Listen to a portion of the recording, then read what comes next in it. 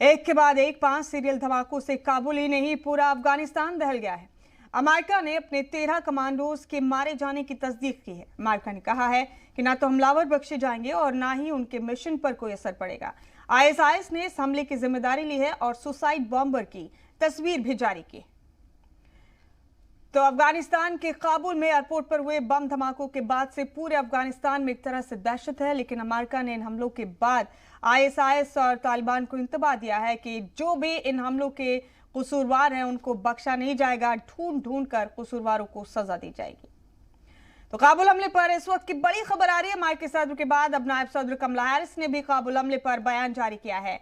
कमला Harris ने कहा कि काबुल हमले में 13 अमेरिकी फौजियों के मारे जाने की तस्दीक की जाती है। हमारे जाबाज फौजियों ने हजारों लोगों की जान बचाते हुए कुर्बानी दी है। इससे पहले बाइडेन ने काबुल अटैक के बाद आईएसआईएस को अंजाम भुगतने का इंतबाह दिया था। अमेरिकी वजीर दिफा ने भी कहा था कि गुनहगारों का तब तक अमेरिका पीछा करेगा जब तक उन्हें उनके अंजाम तक नहीं पहुंचा दिया जाता।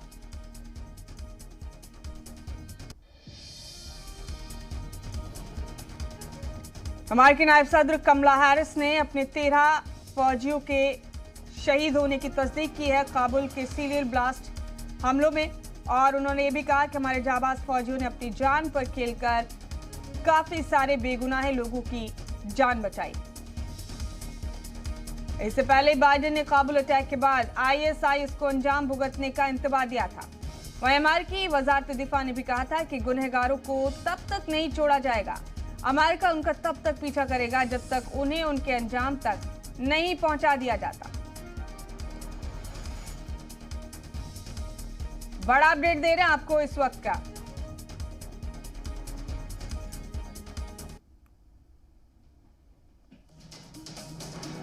अमेरिकी नायब सदर कमला हैरिस ने काबुल धमाकों पर अपने फौजियों की शहादत पर बात की और कहा कि हमारे जाबाज फौजियों ने मासूमों की जान बचाते हुए शहादत दी।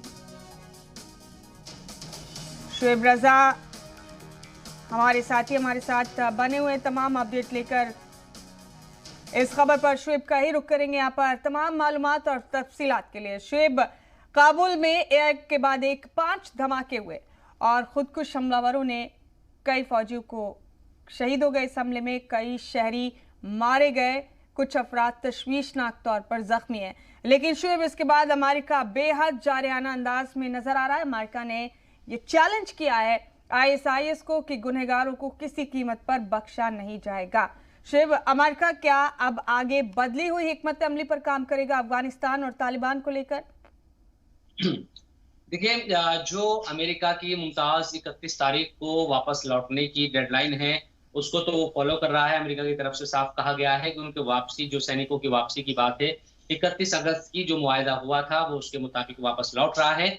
लेकिन वो अपने जो उनके एक तरीके से रणनीतिकार हैं उनको साफ कह दिया है राष्ट्रपति ने, अमेरिका के जो बाइडेन ने, कि आप तैयारी कीजिए उन लोगों को टारगेट करने की जिन्होंने हमारे सैनिकों पर हमला किया है, आम लोगों की जान इस तरह से ली है। करीब 90 लोगों की जान गई है, जिसमें से 13 अमेरिकी सैनिक भी है। उसके अलावा तालिबान का दावा है कि करीब 23 जो लोग हैं उसके भी मारे गए हैं इन हमलों में। तो कुल मिलाकर अफरा तफरी का जो माहौल बना था काबुल एयरपोर्ट पर, इस तरह से वहां दहशतगर्दाना हमला किया गया, आम लोगों की जिंदगी ली गई, यकीनन ये नाकाबिले बर्दाश्त थे। पूरी दुनिया में इसकी मजम्मत हो रही है, भारत ने भी इसकी कल ही मजम्मत कर दी थी। लेकिन सवाल यही है कि कोई अभी, क्योंकि वहां कोई सिस्टम नहीं है अफगानिस्तान में, जिस तरह से तालिबान ने कब्जा किया है उसके बाद से, तो बड़ी परेशानी, बड़ी चुनौती इसी बात की है कि अगर वहां कोई सिस्टम होता, उस तरह से निगरानी, उस तरह से एक मजबूती के साथ वहां सिक्योरिटी जो फोर्सेज होती है एयरपोर्ट के आसपास, वो निजाम होता तो शायद इस हमले को रोका जा सकता था। क्योंकि खुफिया एजेंसियों के जरिए, खासतौर पर ब्रिटेन ने और अमेरिका की भी जो एजेंसीज थी उनकी तरफ से कहा गया था कि वहां इस तरह से दहशतगर्दाना हमला हो सकता है, ब्लास्ट हो सकते हैं, आईएसआईएस जो अमेरिकी सैनिक है, जो आम लोग हैं, उनको निशाना बना सकता है। चेतावनी के बावजूद भी ये तमाम जो चीजें हुई वो इसीलिए क्योंकि वहां एक जो निजाम कायम अगर रहता, वहां सिस्टम होता, तो इसको रोका जा सकता था। अब जहां तक अमेरिका की बात है तो यकीनन एक हमने पूरी तारीख आप देख लीजिए कि अमेरिका के एक भी सैनिक, क्योंकि 2011 के बाद करीब 10 साल बाद ये इस तरह का हमला हुआ है, जब इतनी बड़ी तादाद में अमेरिका के जो कमांडोज है या सैनिक है वो मारे गए। एक साथ 13 लोग मारे गए।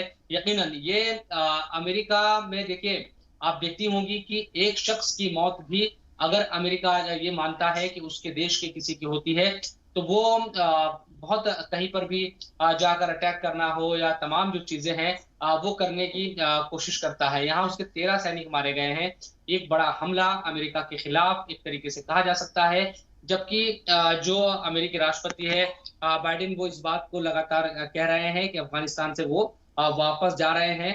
लेकिन इस तरह के हमला करने वाले को बख्शा नहीं जाएगा, ना अमेरिका भूलने देता है, ना भूलता है। वो इस तरह की बात जो अमेरिका पहले भी कहता रहा है उसको दोहरा रहे हैं। अब सवाल यही है कि क्या आने वाले दिनों में इस तरह की जो चीजें हैं, क्योंकि अगर अमेरिका यहाँ से वापस चला जाता है जी। और वहाँ पर फिर किस तरह से जो आइडेंटिफाई है वो जी हमलावरों को किया शोएब, ये जाएगा, पूरी किस तरह। दुनिया जानती है कि आईएसआईएस के साथ, आईएसआईएस खुरासान के साथ अमेरिका की पुरानी अदावत है, पुरानी दुश्मनी है।